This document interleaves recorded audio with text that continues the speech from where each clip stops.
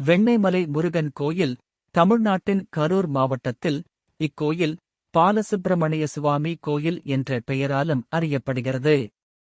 இது திராவிட கட்டிடக்கலை பாணியில் கட்டப்பட்டு முருகன் பகவானுக்கு அர்ப்பணிக்கப்பட்டுள்ளது.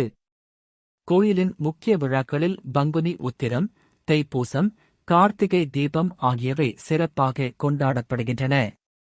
கோயில் தமிழ்நாடு அரசின் இந்து சமய அறநிலைய வாரியத்தால் பராமரிக்கப்படுகிறது. கோயிலின் புராணக் கதையின்படி பிரம்மா தனது படைப்புத் தொழிலில் கர்வம் கொண்டிருந்த போது சிவன் அவருக்கு பாடம் கற்பிக்க விரும்பினார். பிரம்மா சிவனின் ஆலோசனைப்படி முருகனை வேண்டி தவம் செய்தார்.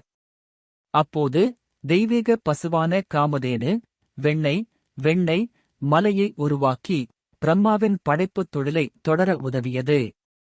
இந்த மலையில் பகவான் என்ற முனிவர் தவம் செய்து முருகனின் தரிசனம் பெற்றதாக நம்பப்படுகிறது. கோயிலின் கட்டிடக்கலையில் 3 அடுக்கு ராஜகோபுரம், கருவறைக்கு செல்லும் நுழைவாயில் கோபுரம் மற்றும் கருவறையில் பாலசுப்பிரமணிய சுவாமியின் திருவுருவம் போன்றவை குறிப்பிடத்தக்கவை.